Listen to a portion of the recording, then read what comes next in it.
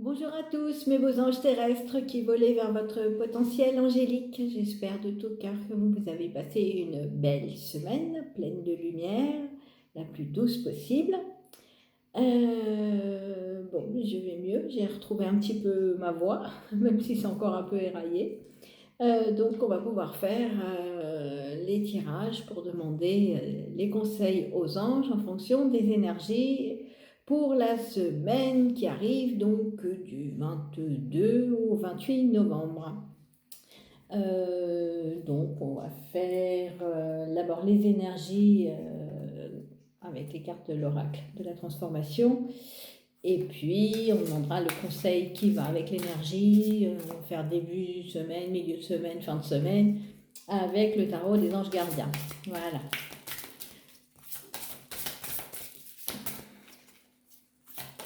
Alors, début de semaine.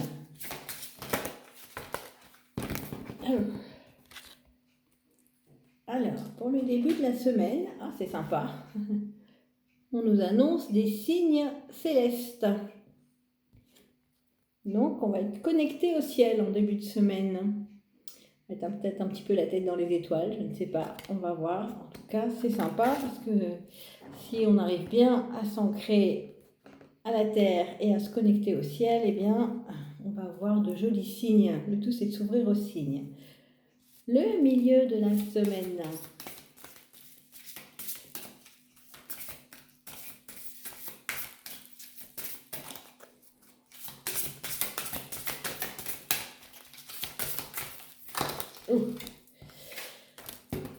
Alors, ça va bouger.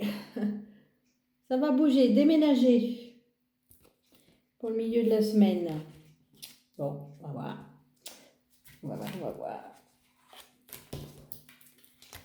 Et pour la fin de la semaine,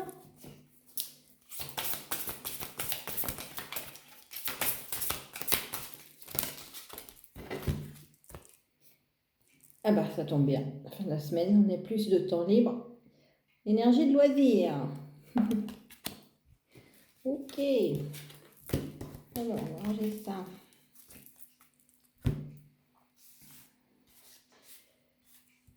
Alors, donc, début de semaine, les signes célestes. Donc, les signes célestes, c'est quoi les signes célestes? En fait, c'est une façon de nous rapprocher de l'au-delà, ou plutôt une façon pour l'au-delà de se rapprocher de nous aussi. Donc voilà, on peut avoir plein de signes, il y a différentes façons de signes. Alors bon, l'oracle de la transformation, vous voyez, ce ne sont que des papillons. Alors les papillons, effectivement, c'est un signe de transformation, d'évolution, et puis ça fait partie des signes de lien entre la terre et le ciel. Comme les arcs-en-ciel aussi. Les arcs-en-ciel, c'est le pont entre la terre et le ciel. Voilà, tout ça, ça fait partie des signes. Ça peut être des plumes, on peut retrouver des petites pièces de monnaie. Ils utilisent beaucoup, en fait, les énergies spirituelles utilisent beaucoup de signes matérialisés pour nous parler. Après, ça peut être des phrases qu'on va entendre autour de nous, ça peut être des musiques, ça peut être des titres de chansons, ça peut être des chansons entières ou des fragments de chansons, des paroles dans une chanson, ça peut être des images qu'on va voir, des textes, des publicités, enfin il y a tellement de... Voilà, il y a plein de possibilités. En tout cas, on va être connecté, en tout cas le ciel vient vers nous pour nous envoyer des signes, donc à nous de nous ouvrir aux signes. Alors du coup on va voir ce qu'on nous conseille.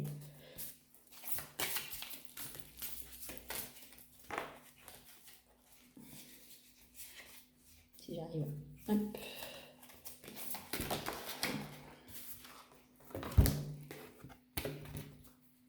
Alors, le conseil des anges pour nous ouvrir aux signes, c'est le 6 de l'action. Alors, le 6 de l'action en lien avec les signes célestes. Alors, en fait, le 6 de l'action, à la base, nous annonce un moment de plénitude. Donc, en fait, peut-être que les signes qu'on va avoir, ça va être des signes d'encouragement ou alors qui vont venir conforter euh, nos, nos, nos sentiments, nos envies, nos attentes. Peut-être que ça va être des signes qui vont venir même plus concrètement que ça encore. Ça peut être une réponse en fait à des prières, hein, parce que le 6 de l'action, c'est vraiment une carte positive. Euh, c'est une récompense, on nous annonce une récompense. Donc, alors après, ça peut être aussi, pour ceux qui ont plus de mal à voir les signes, peut-être une invitation à être honnête avec soi-même, à bien faire le tri en fait dans ses pensées, à lâcher le mental le plus possible pour accéder justement à ces signes qu'on nous envoie, être conscient de ça, s'ouvrir en fait, sortir du mental pour pouvoir vivre ce moment de plénitude et dire waouh, ah oui, c'est ça. Hein, parce que quand on lâche et quand on le ressent, quand on a une réponse à une de nos questions ou que on a quelque chose qui se concrétise, qu'on attendait et qui se concrétise, euh, c'est tellement merveilleux à vivre que c'est dommage de laisser le mental s'en emparer de manière négative, je dirais. Hein. Donc, soit il est bien connecté à votre moi supérieur et donc tout est fluide et c'est un waouh, voilà, et c'est tout. Sinon, c'est ah bah oui, bah peut-être que ouais, non, mais tu te fais des idées, tu crois que c'est ça, mais c'est pas ça. Non, non, c'est faux, vraiment. Recevez, ouvrez-vous et recevez parce que justement. Ces moments de plénitude, ils sont magnifiques, ils sont magiques, ils sont plats, la plénitude, quoi. Donc, c'est vraiment... le conseil, c'est vraiment de s'ouvrir, c'est d'y croire, c'est de ne pas se poser de questions, c'est d'y aller, voilà. Si vous posez une question ou si vous demandez quelque chose à vos anges et que vous avez un signe en retour, euh, faites confiance, faites confiance. C'est vraiment... ça va être une phrase, cette phrase-là, si elle vient vous interpeller, ou une image ou quoi que ce soit, à ce moment-là, vous savez que c'est ça, vous savez que c'est votre réponse, ou quelque chose qui se concrétise, vous cherchez un boulot, vous avez un entretien, et vous sentez en vous que c'est ça, que c'est là qu'il faut aller.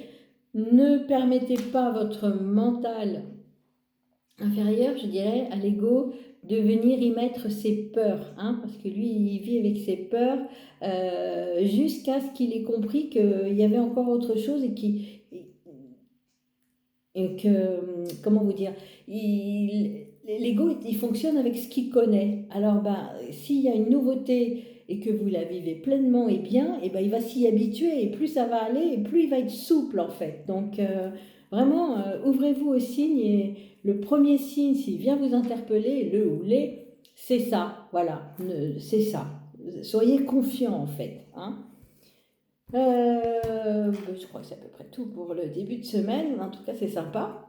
Déménager. Alors, bon, milieu de semaine, déménager. Qu'est-ce que ça peut nous dire, déménager? Bon, alors, effectivement, ça peut. Peut-être que ça va dépoter, hein, les énergies vont bouger. Ça peut être. Peut-être qu'il va y avoir des gens qui vont projeter de déménager réellement, hein, changer de domicile. Ça peut être un projet de déménagement professionnel, où il y en a qui vont être en plein dedans, qui sont en plein dans le déménagement, voilà, là actuellement. Ça peut être des rangements aussi, hein, on n'est pas obligé forcément de changer d'endroit, voilà, ça peut être... on peut être porté par les énergies à faire du tri, du ménage, du rangement ou des travaux. On a des travaux, donc du coup on déménage les meubles, on bouge les choses. Enfin bon, voilà. Donc ça bouge. C'est du mouvement cette semaine. C'est du mouvement, c'est du mouvement. Alors, qu'est-ce qu'on nous dit avec déménager? Quel est le conseil?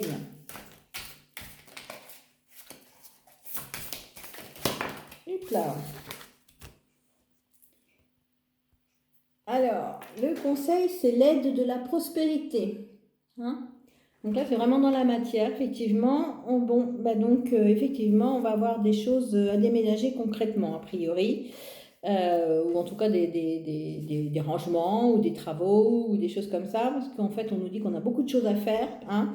Et donc, les anges nous encouragent à bien nous organiser pour ne pas être débordés. Donc, définir un plan d'action et puis nous disent, voilà, c'est une invitation à voilà, définir bien son programme, bien son plan d'action, dire voilà, bon, ah oui, alors j'ai tout ça à faire, bon, comment je fais, voilà, quitte à l'écrire, hein, voilà, à peu près, mais c'est vrai que ça nous permet de nous poser, justement, de venir calmer le mental et de, de se poser, hein, parce que voilà, quand on est trop dans le mouvement, après, si on part dans tous les sens, ben, on prend du retard, on s'énerve, enfin bon, ça va plus. Donc là, c'est vraiment, on se pose, on se dit, bon voilà, j'ai ça à faire, comment je le fais, à peu près quel jour je fais ça, quelle heure, enfin voilà, bien s'organiser. Et puis, eh ben, après, on passe à l'action, on retrousse ses manches et on y va. Parce que bah, c'est plus facile de suivre sans se mettre de pression non plus, hein, sans se dire oh là là, bah, aujourd'hui je devais faire ci et ça et j'ai fait que ci et ça, bah, c'est pas grave, mais au moins euh, il y a un fil conducteur, hein, c'est le conseil en fait, c'est d'avoir un fil conducteur pour que ça se déroule le mieux possible et de la meilleure manière qui soit, sans y perdre toute notre énergie. Voilà, je pense que c'est... Et puis, faut se rappeler que aide de la prospérité, ça veut dire que on n'hésite pas non plus à demander de l'aide autour de soi s'il y a besoin, à déléguer certaines tâches, et puis à demander de l'aide aussi, eh bien, à notre équipe angélique, à nos petits anges qui sont là pour toujours nous aider, nous accompagner. Donc, moindre question, moindre doute, mais même sans ça, hein, on peut tout à fait leur demander, aidez-moi à planifier, ensuite à m'organiser, à suivre mon organisation, que ça se déroule de la meilleure manière qui soit. On peut tout leur demander, hein, rappelez-vous. Donc, n'hésitez pas à demander de l'aide, puisque c'est vraiment la carte de l'aide qui est sortie, de la prospérité. Et puis après tout ça, eh ben, écoutez, ça va être cool, on va pouvoir se consacrer aux loisirs, c'est sympa pour la fin de la semaine. Hein, donc ça nous dit quoi les loisirs? Ben oui, donc les loisirs, ce sont les loisirs, donc on va être plutôt dans une énergie de détente, ouais, passer peut-être aussi un peu de temps avec les gens qu'on aime, de profiter de moments pour soi aussi, parce que c'est important. Hein. On va voir. On va voir quel est le conseil qui va avec l'énergie des loisirs. Alors, ah bah. Donc c'est l'arcane majeur 3.